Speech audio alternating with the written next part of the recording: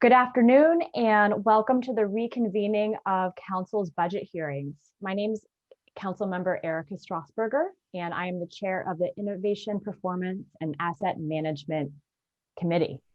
And today we are joined by fellow Councilmember Anthony Coghill, and I believe we will be joined soon by other council members.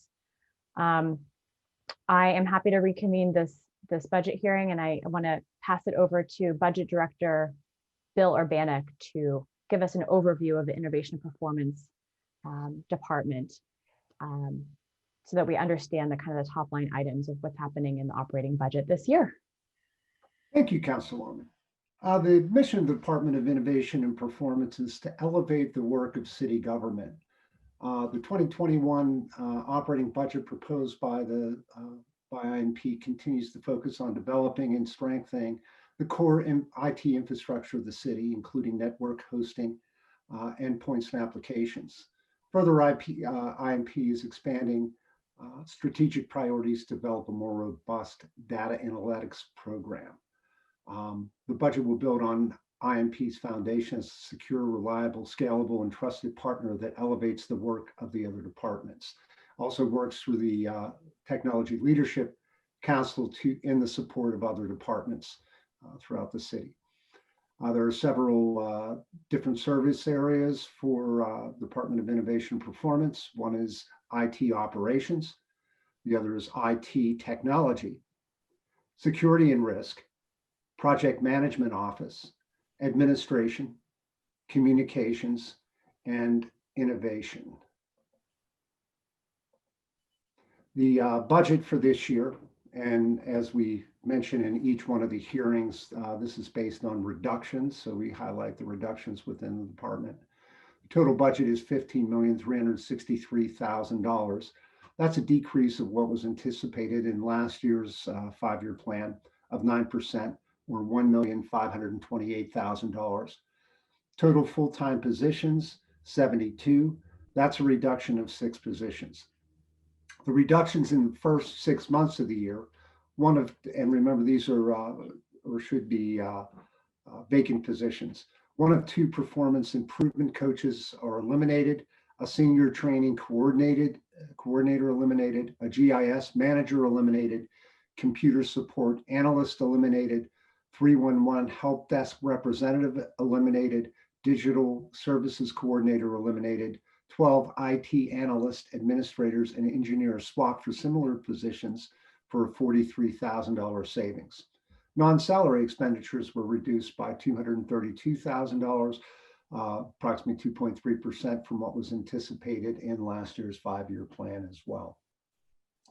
Those include computer maintenance, reduced by $1.4 million, or 25% of that line item, which houses contracts for over 30 different software solutions. Payroll processing was reduced by $167,000, recording filing fees by $100,000, printing binding resources reduced by $100,000. This is the citywide income printing contract, not the print shop, just to be clear. Operational supplies reduced by $31,900, including the elimination of funding for civic innovation events that were once grant funded. Workforce training is also reduced by $50,000. Now we'll go to the large reductions, which will happen or slated to happen July the 1st if we receive no additional revenue or funding from the federal or state governments. That workforce reduction is $609,000 based on the average salary of the wages of the full-time positions. That would be equal to the elimination of 14 to 15 employees. Innovation and Performance does have a capital budget line item, and that is information system modernization, network equipment upgrades. There is $800,000 of PAYGO funding in the 2021 budget, plus an anticipated $800,000 in 2022 and $700,000 in 2023. Innovation Performance has a single general fund revenue, that's the Cable Bureau. That is $5 million in our subscriber fees, a minor $16,000 decrease from last year. The revenue is budgeted to increase throughout the 5-year plan, topping out at $5.5 million or 2025. Department of Innovation also has trust funds. Those two trust funds, which are also attached to the Cable Bureau, are the Comcast Trust Fund, balance of $199,000, and the Verizon Trust Fund, current balance $292,000. And that's my numbers. Back to you, Councilwoman. Thank you, Budget Director Urbanek. And I also want the record to reflect that we've been joined by Council members Bobby Wilson and Deborah Gross. So at this point, I will turn it over to Acting IMP Director Heidi Norman.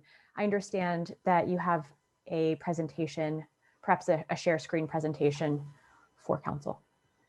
Yes, thank you. My name is Heidi Norman. I am Acting Director for the Department of Innovation and Performance, and I am pleased to share with you today a short presentation about our budget request for 2021. So I will be stopping my video and sharing my screen.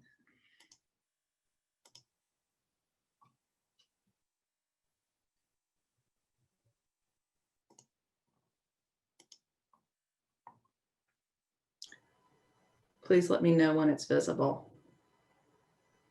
We can see it. Thank you. Great, thank you. So I'm pleased to share IMP's plans for next year and to demonstrate the value that our department brings to city government with the budget that is allocated to us.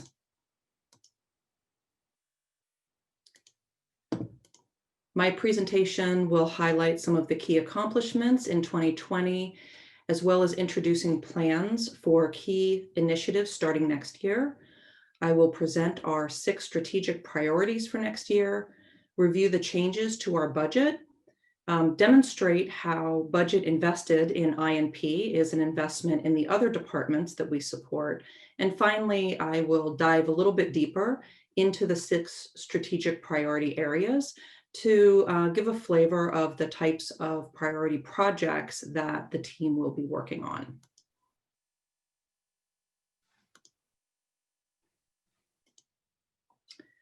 So as a result of Council's support for our 2020 budget, IMP has done a number of things over this past year.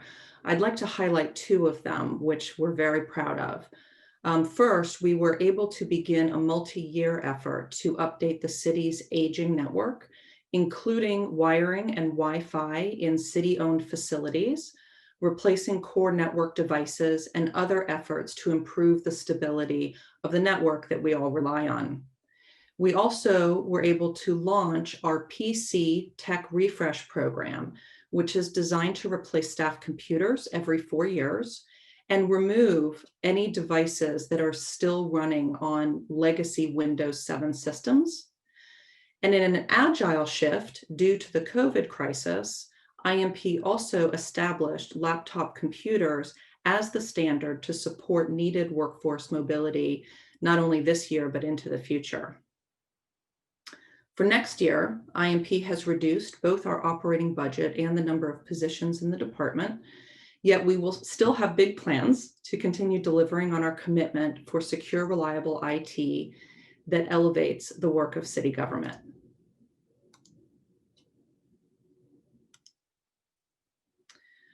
I will discuss our strategic priorities in just a moment, but let me take a few minutes to introduce several new initiatives for 2021 that IMP is excited to implement. First, we're going to begin implementing cloud infrastructure for greater storage capacity, faster computing speeds, and reduced costs of the physical data centers we now maintain. We will also be expanding the Tech Refresh program beyond computers to include nearly 1,000 mobile devices.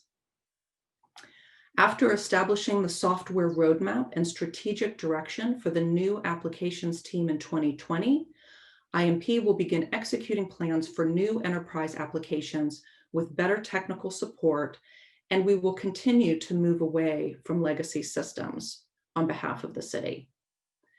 And finally, IMP is going to be working with a vendor partner to establish NetPGH. This is a wide area network that will connect over 100 city facilities with high-speed, reliable fiber optics, which are going to be fully monitored and proactively managed.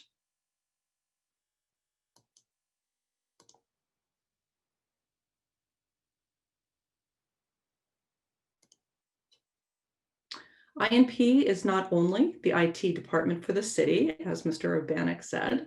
We have a wide portfolio of responsibilities, including the city cable channel, the cable franchise agreement, the Pittsburgh PA.gov website, all telephony, the 311 response line, and of course, innovation and partnership programs such as PGH Lab, Metro 21, and training in process improvement through the Gold Belt program.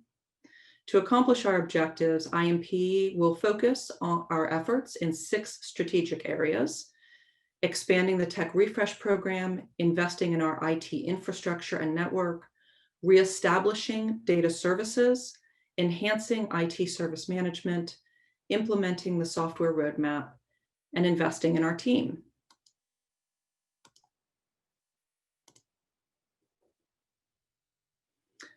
Although our requested operating budget for 2021 has been reduced by 15% from our 2020 budget and by 9% from our anticipated 2021 budget, INP intends to continue delivering tremendous value to the city by concentrating on the fundamentals of delivering reliable, resilient, and secure systems, while continuing throughout the year to seek additional fiscal efficiencies through consolidation where prudent and renegotiation where feasible.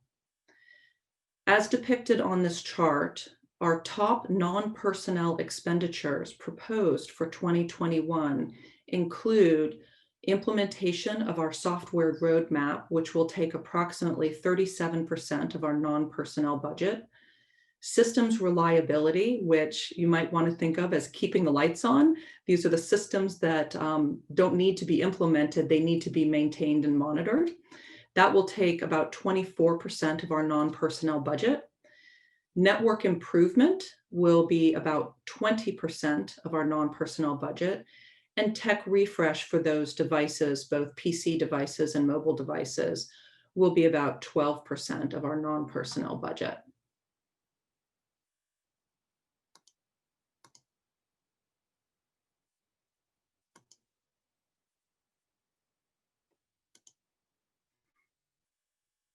INP is primarily an internal service department, particularly with respect to IT, and therefore much of our budget and effort is consumed by the other departments. We've calculated both budget dollars and percentage of INP's resources, which have been utilized by our business partners in 2020. And it shows in the pie chart at the top that the departments utilizing INP resources the most are police, fire, mobility and infrastructure, and permits, licensing, and inspection. The 11% allocated to INP on this chart includes all of the overhead that cannot be allocated to other departments, and that includes software and hardware.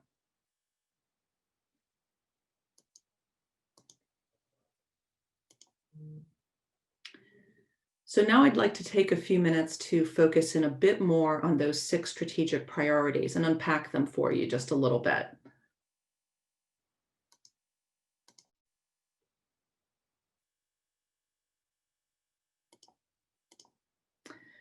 INP's goal is to provide up-to-date, reliable computers and other devices to support the city's workforce in providing services efficiently and effectively every day. In 2020, INP set PC device refresh standards and developed a schedule for city staff to receive updated devices every 4 years. Over the course of 2020, more than 360 computer devices were deployed through our tech refresh program, and an additional 200 devices were ordered and deployed in support of the COVID work from home emergency for our essential staff. Next year, in 2021, the tech refresh program will be expanded to include nearly 1,000 mobile devices, and those will be on a 3-year refresh schedule.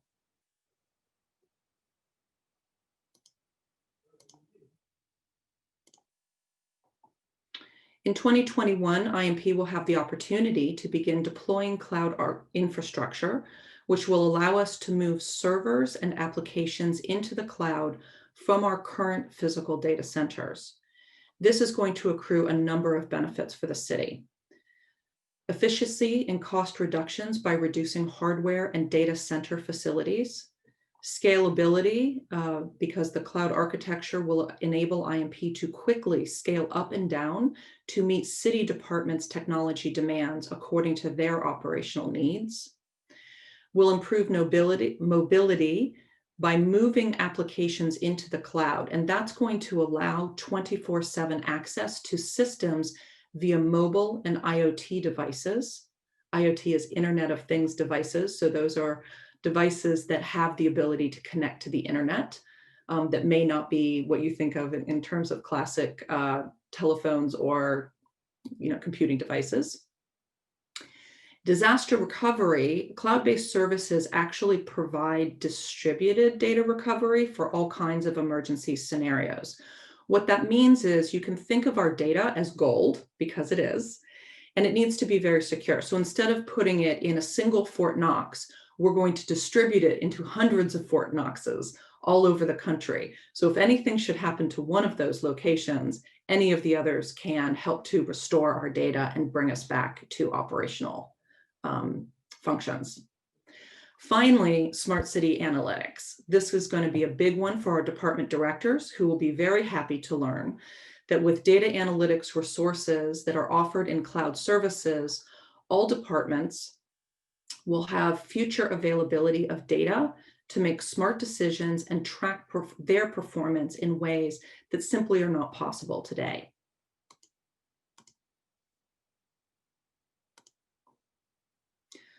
INP has an integrated plan for updating the city's network comprised of 4 parts, and they are funded through a combination of both capital and operating budgets. First, we are replacing aging and end-of-life core network equipment. Second, we are improving the local area networks in our Priority 1 facilities with future-proof wiring and Wi-Fi.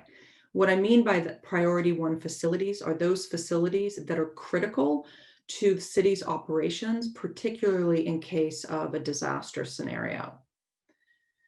Third, we are updating the programming to better control network traffic and functionality.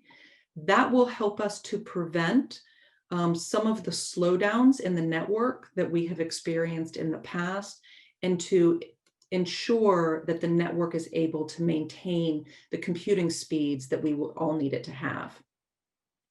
And then finally, we will be connecting over 100 city facilities together through a wide area network that will be monitored and managed by the city.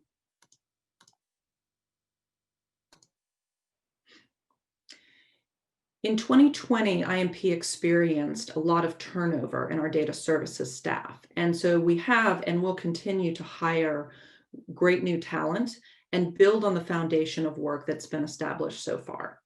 The data services team will be comprised of data engineers and data analysts, and will solidify and improve Pittsburgh's data governance and privacy policies, our data management and retention capabilities, cloud-based data infrastructure and applications integrations, which allows our systems to talk to each other. And finally, data visualizations and dashboards, performance analytics and program evaluation skill sets, and provide really interesting opportunities for research into machine learning and business intelligence analytics.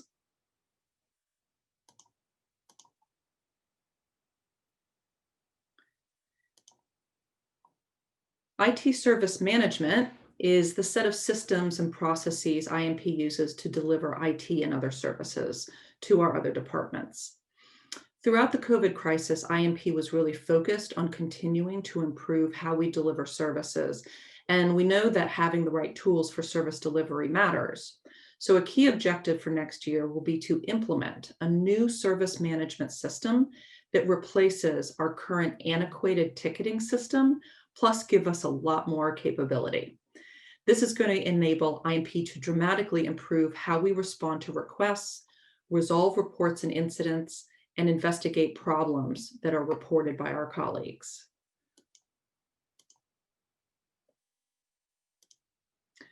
Turning to software. In 2020, IMP established a new applications team and a software roadmap, and that's our guide to modernizing more than 20 large application systems our city relies on to do work every day. We also began work on several implementations, which are going to continue into the new year. Those include our one-stop PGH Computronic system.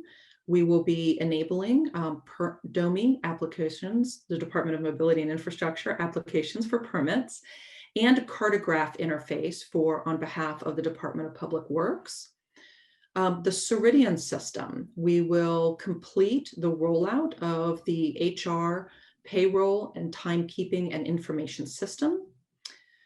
For snowplow route optimization through Quetica, all routes will be digitized and optimized with improvements to navigation and the dispatch system. For revenue management, we are going to implement new systems or continue implementing new systems to better manage all of the tax income into the city.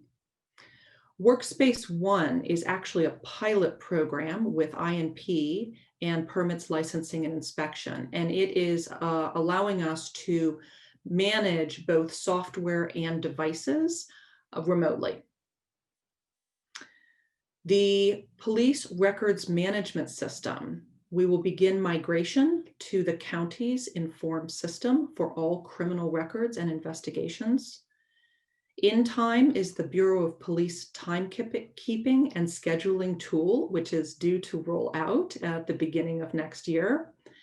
And community engagement. Currently, there is testing between a couple of different systems, and the preferred application will be implemented and expanded to multiple departments for their use. Looking into next year on our software roadmap, IMP anticipates working on several new implementations, enhancements, and renewed enterprise agreements. In some cases, we will be moving enterprise applications to the cloud because some of our physical servers, including the one for 311 Q Alert ticketing system and GIS, are reaching end of life. By moving applications to the cloud, IMP will realize cost savings, and our partner departments will enjoy a better experience, particularly with faster data backup and recovery. We anticipate starting a number of new software projects, including renegotiating and updating the GIS enterprise agreement and migrating the Esri products to the cloud so that all city departments have access. Migrating OnBase, which is our document management system, to the cloud. With JD Edwards, which is our ERP system, we will be separating our instance from Allegheny County and moving that into the cloud. Power DMS, this is for public safety, and it is used for policies, management, and training. Animal care and control really needs a new software system, and they are looking into several options. And finally, I mentioned earlier the information technology service management system, which will include asset management to help us keep track of the software inventory and those hundreds of devices in our fleet, our devices fleet.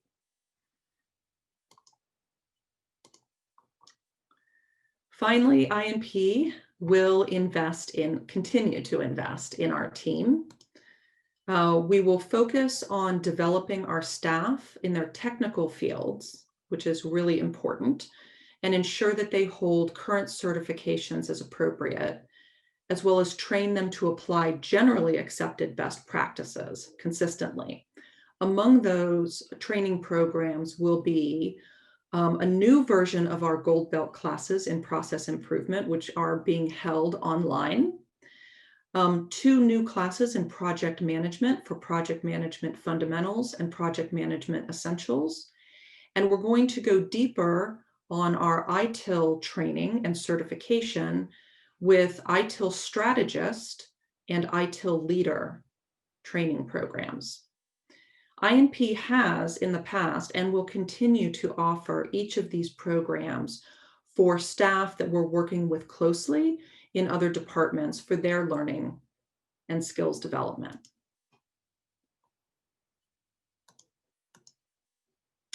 And that is the end of my presentation. So I will stop sharing my screen and turn my video back on. Thank you.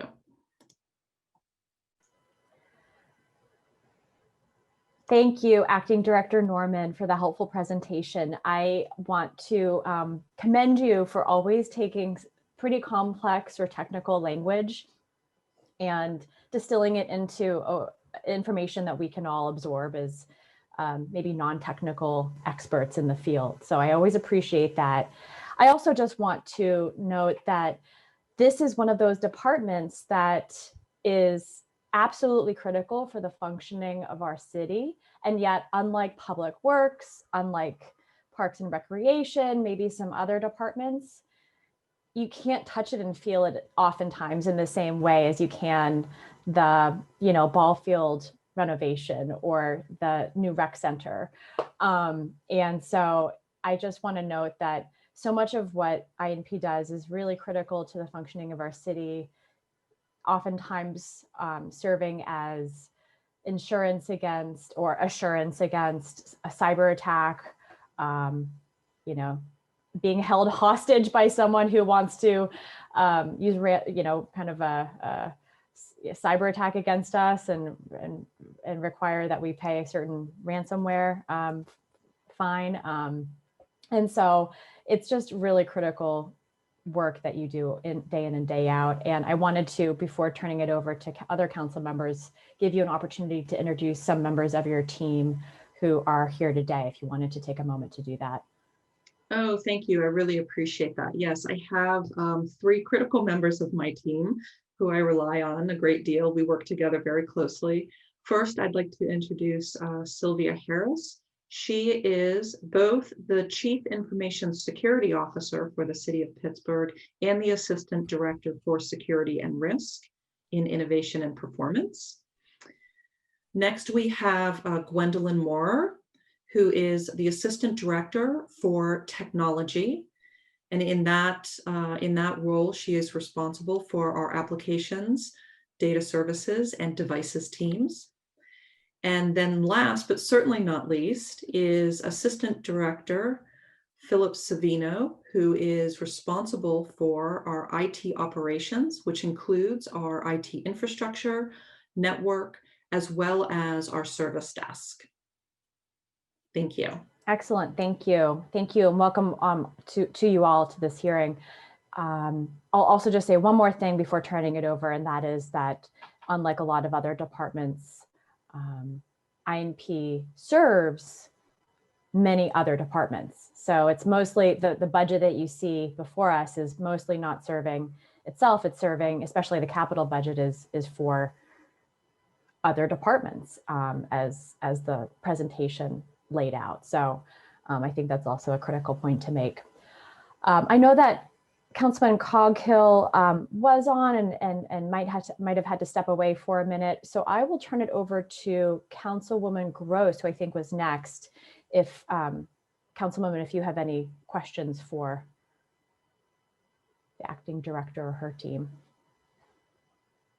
Sorry, let me get myself. And if you need a moment, I can move it over to someone else if you need a moment. I can go pretty quickly, I think. I want to thank you, Director, for those comprehensive presentations that you do. And I will admit that I stepped away from my screen and just had my audio on for a little bit of it because we've been in session since 10 this morning. We had a very long session. Congratulations to Councilwoman Strasburger for chairing this one. It's a stamina project. And I wanted to, what I didn't hear, and again, I might have just because I stepped away, was about our cable vision, if we don't call it that anymore, staffing. I just wanted to give them a shout out because they have been really stressed managing us through all of the Zoom calls. And And I didn't really hear that.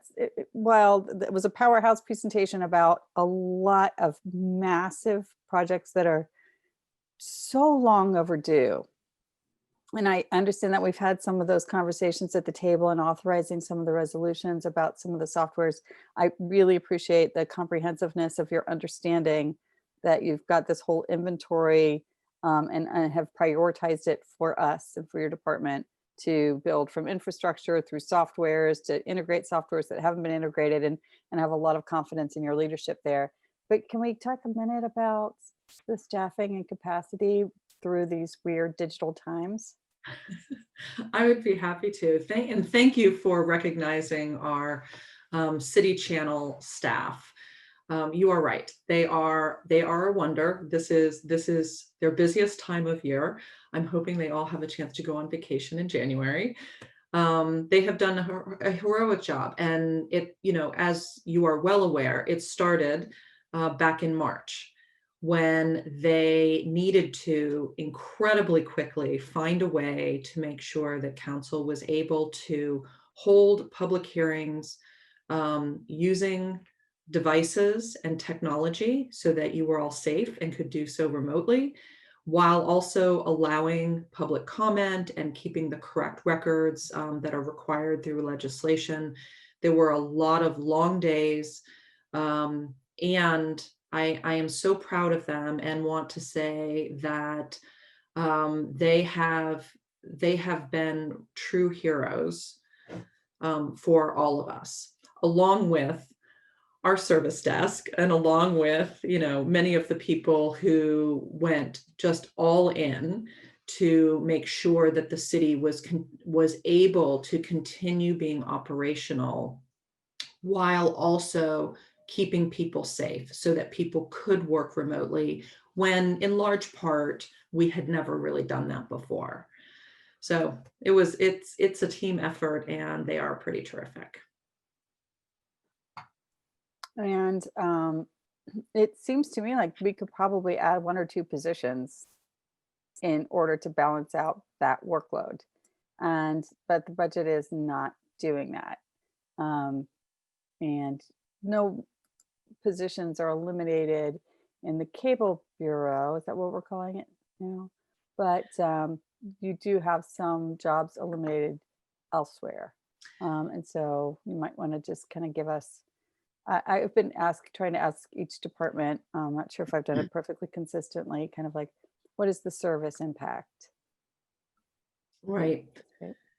So we did, over the course of 2020, as positions have become vacant in certain, when we were able to remove those positions in order to sort of do our part to help the city with its financial situation. Yes, thank you for noticing. No positions are being eliminated from the Cable Bureau. They have enough to do. So as those positions came up, we had let's see, the positions were a performance improvement coach. We had 2. One of them left in August, and we removed that position. The impact of that is that we are still able to move forward with our performance improvement programs, but not as many. We just don't have the bandwidth to do as many all simultaneously. And that is kind of the bulk of your presentation, right? That you have a lot of projects that could happen that would improve performance across departments. Yeah. Just wanted to make sure I was putting the 2 things together there. Okay. Yeah, the performance improvement coaches, I mean, they do a lot with like the Gold Belt Workshop, and they, partnering with other departments and helping them to streamline and make processes more efficient. They've been working really closely with HR and their online orientation, Department of Public Works and Environmental Services, things like that. A senior training coordinator is retiring at the end of this year, and that position will go away. Our GIS manager was actually promoted to lead our applications team. And we had a computer support analyst that retired earlier this year. We had a digital services coordinator that left the city for another job, and we eliminated that position.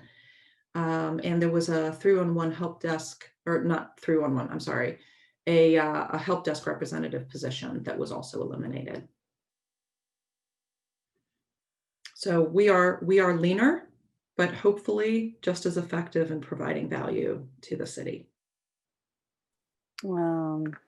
But there's a lot of work to do. And we've talked about this again in different efforts that you've had in front of council in recent months, including the backbone, the kind of hardware and software integration. So I do appreciate the fact that there's a plan, right? And it kind of felt like it's been some time coming that there's been a comprehensive of a plan.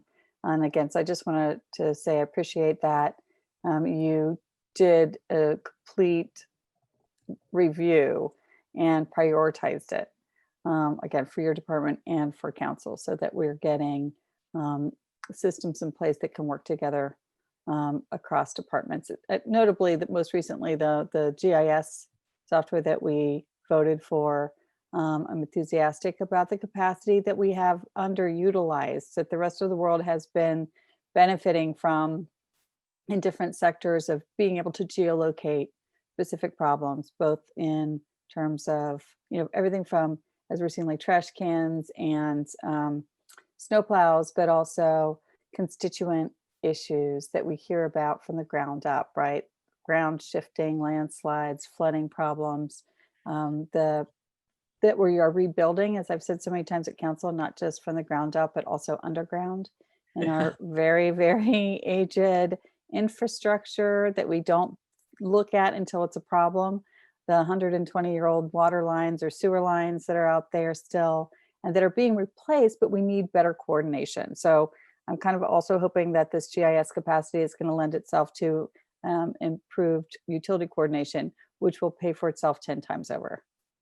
Absolutely. There's no question. This is something that the city probably should have done quite a while ago. And we're so pleased that that we were able to begin really working on this in 2020. And we're going to take it so much further next year. So thank you. Okay, and so we'll try to pretend like there isn't the anticipated July 1st workforce reductions, and we just talk about the January to July. It remains a figment of my imagination. Yeah, we're just going to pretend that part. Hopefully we won't ever have to deal with that reality.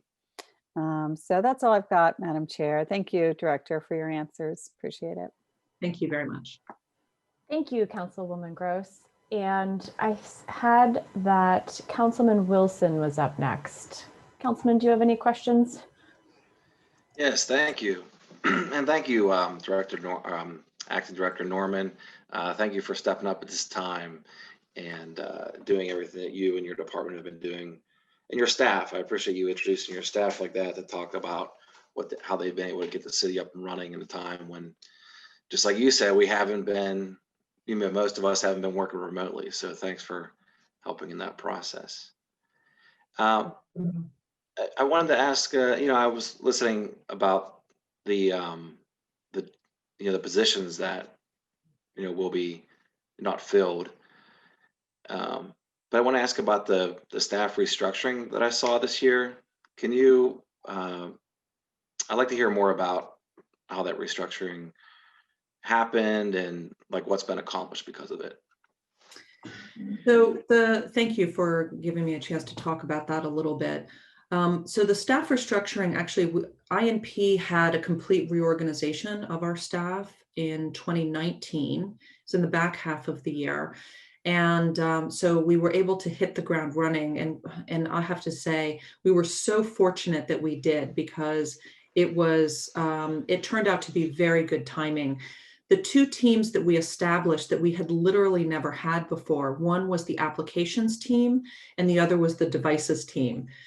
The good news was we had a 3-month break between when we established those teams at the very end of 2019 and when COVID hit. Because when that happened, we actually had a team of people that was already focused on our tech refresh program and understanding what our the fleet of devices looked like.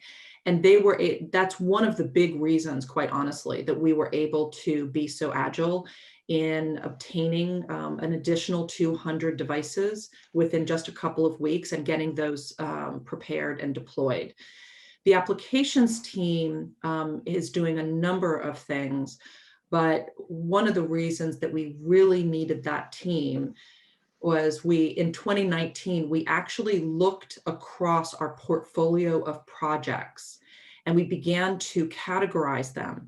And it suddenly dawned on us that the vast majority of projects that we were asked to work on by departments were in the applications area, and we literally had no applications team.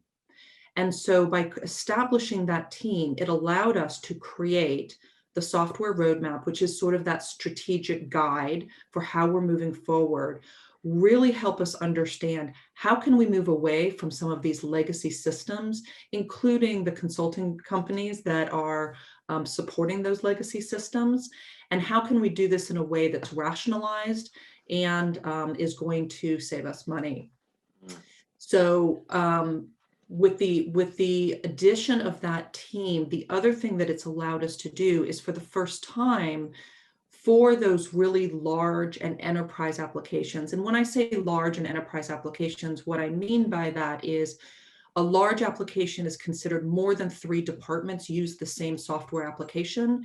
Enterprise is more than 7 or 8 departments are using that application. For the first time ever, we have actual applications administrators that are responsible for understanding how those applications function, what's going to happen when there's an update, because those need to happen as well. And they are constantly monitoring and maintaining those systems and assisting departments when there's turnover in the department's staffing, because that happens too, to make sure that new people coming on board are fully trained and know how to use those systems. Great. Well, thank you for elaborating on that, because you brought up a topic that I wanted to bring up, was the execution of the software roadmap that you refer to. Yes. And I know when we met, we spoke about this, and I'm interested in this process and where it's going, which is, these custom built systems that you talk about, and how, we upgrade in a way that, doesn't rely on just that one person that knew in that one department that knew how it worked, that someone else can pick it up. And so, I see platforms like Engage PGH, and I wonder, I saw on the slide Testing Hive and GIS Hub, is that supposed to replace Engage PGH? Like, are we still continuing to, think about, this execution of, the software roadmaps? Everyone's talking to, all these systems are talking to each other. Right. So Engage PGH is actually powered by Hive right now. Either that Hive or Hub or any other number of other systems can power that community engagement platform. City Planning's done a terrific job in building that up. And I think the residents of Pittsburgh are very excited to have that visibility into what their city government is doing. And we would like to have that spread to other departments that also engage with the public. So that's something that Hive was a 6-month pilot. And right now they are, testing Hub and making a determination how we want to move forward. But Engage PGH will remain. It's just which platform is it going to be powered by? It's what's behind the scenes. Yeah. All right. Well, thanks for explaining that. Yeah. The smart city analytics, on this topic, my office uses 311 a lot, obviously, like probably every office and all our constituents in the city of Pittsburgh. What's the likelihood of getting dashboards for each district? Particularly with the cloud data analytics, I would say absolutely. That is something that you should be able to have. Okay, so like being able to see. All right, great. That's good to hear. So then to my last question, which is about the devices. I just want to ask, about, I see you talk about the turnover from, I can't remember if it was 3 or 4 years, every, employee would have a different device or a new updated device. And I just wanted to know, how, like, what is the strategy there? Are there certain departments that, we realize are very outdated and need it the most? And then also, how do you pick the devices that we use? That's a really good question. So I'll take it in two parts because it's a two-part question. So in terms of the devices, so computing devices will be replaced every 4 years or refreshed every 4 years, and the mobile devices every 3 years. The reason for that is the lifetime of a computing device when it's under warranty and maintenance is 4 years. Same is true for mobile devices at 3 years. Mobile devices tend to get a little bit more wear and tear. So their maintenance window and lifespan is a little bit shorter. In terms of, so the first part of the question was, how do we know which devices? Is that correct? Yeah, like, how do you, well, yeah, the first part of the question was, yeah, how do you understand which departments, have the most Which stuff? department? Yes, so in 2018, for the first time, IMP became responsible for maintaining all of the computing devices across the city. Prior to that, each of the departments planned and purchased their own devices.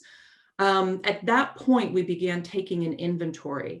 And what we found was actually pretty shocking. A lot of the devices at that time were very, very old. If the lifetime of a computer is 4 years, it may not surprise you to know that some of the oldest computers that were still in use at the time were 16 years old. The average age of computers in 2018, when we started taking the inventory, was 6 years. So we had to move very quickly. We began basically with the oldest computers as we began to build that inventory in terms of replacing them and updating them. Today, we have worked diligently with the department directors and the liaisons to understand where the oldest devices are. There was also a big switch at the end of 2019 when Windows 7, the operating system, went end of life. And we had a large number of Windows 7 computing devices. We needed to move those out of our fleet as quickly as possible. So we are still moving those out today. By the end of, in the next couple of months, all of them will be gone. So that's where we started in terms of knowing where to go. In terms of how we know which devices to order and what to use, we actually started using a system and putting into place something that are called personas. So rather than trying to match a computer to an individual, the devices team tries to understand for each role in a department, what does that type of role do in their job? Do they need to be mobile? Do they need certain types of software? What is it that they do? And then once we understand what they do, then we can begin to match through that persona that we're now describing certain types of devices that will work best for anyone who are holding those types of roles. So data analysts, regardless of whether they might be in DOMI or in INP, or inspectors, regardless of whether they're in PLI or in fire inspections, like what kinds of devices do those roles need? And then once we were able to create those personas, we begin to match up, here are the devices that we think will work best. Finally, to fine tune it, it hasn't been working so well over the COVID crisis, but in the IMP offices, we actually created a showroom so that individuals could come in and lay their hands on the devices that we were recommending for them so that they could choose, do you want this style of laptop or that style of laptop? And then we would order that laptop for them. Not something we can do remotely, but hopefully once this is over, we will begin that fine-tuning process again of allowing people to come in and take a look at the form factors of those different devices. Does that answer your questions? Yeah, and specifically, I appreciate you going through that, and Sure. specifically, how many of city staff have the Microsoft Surface? Like percentage-wise, would you say? The Surface specifically? Yeah. I don't know that I would know that off the top of my head. Gwen, would you know what percentage of staff or approximately how many Surfaces we have deployed at this time? You're on mute. I don't know off the top of my head, but I will find out. Actually, we're moving over to the Dell platform, so we have very few Surfaces left, and they will be replaced by the Dell models, the Dell mobile devices. But I'll Oh, get a couple for you. so is it still going to be? So I'm sorry. The reason why I was asking about the percentage is I just didn't know. Like, you know, on council side we have the services, and so I was just trying to understand what the rest of the city workers would be using as well. You know, since we have the experience with the Surface, and so I didn't know if it was just like an all across the board, like, well, every, you know, employee, you know, uses the Surface. And so when you say that in the future we'll have the mobile Dell, does that mean it's also going to be a certain type of tablet with like a flip keyboard? Yes, as Heidi stated, we do have a showroom on the 6th floor. And as we go to each department or each individual, we assess their needs via the persona, and then we advise them of the availability of the Surface type of device on the Dell, in the Dell platform. So the Surfaces that were distributed to council, I believe, were distributed in either 2018 or 2019. So they would be on a cycle to be replaced in the third go round. And again, we are on a Dell platform now, and we'll be deploying Dell devices, which are very similar to Surface and can provide the same functionality. And according to what your different team members would need at that time, we would provide them with that type of device based on where they work, how they work, and what have you. Okay. Yeah, I'm just focused on this because, you know, as we continue to work remotely, having a device that is, you know, a good device with a camera and something that, you know, works in a lot of different, you know, I mean, everyone doesn't use their device the same way.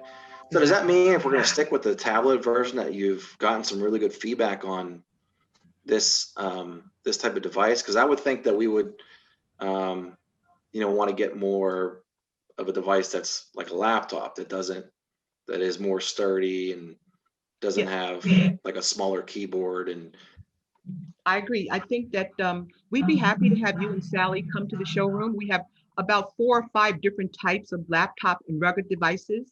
Maybe you'd like to come and take a look at those.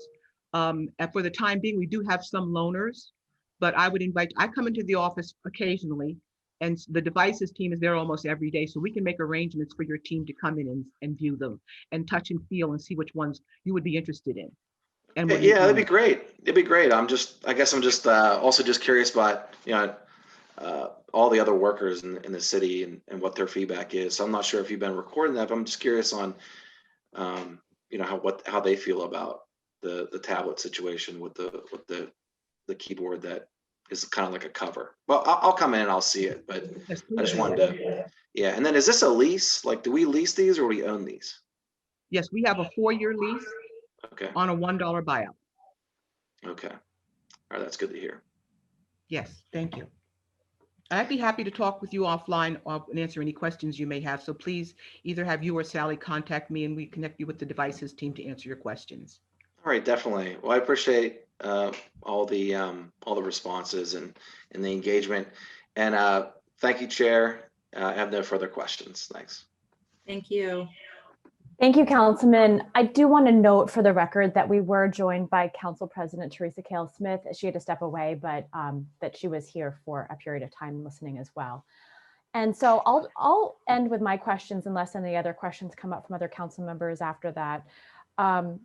We touched on this a little bit already with the conversation about the devices and how we're thinking about the tech refresh program a little differently. But as we think about the post-COVID world and the ways in which technology needs might change even after we're out of the worst part of the pandemic.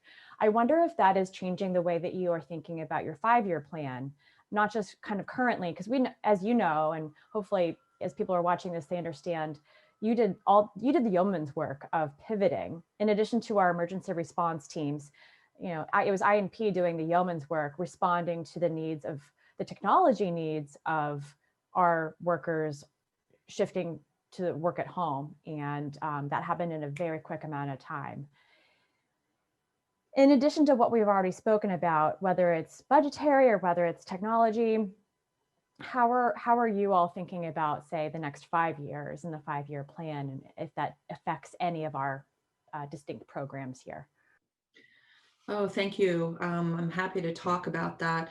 So what I'll say is this. A lot of our plans are what I will call foundational or really fundamental, right? We all know now that our workforce does need to have the ability to be much more mobile. So for example, that doesn't change our plans in terms of network, in stabilizing our network and moving to cloud infrastructure.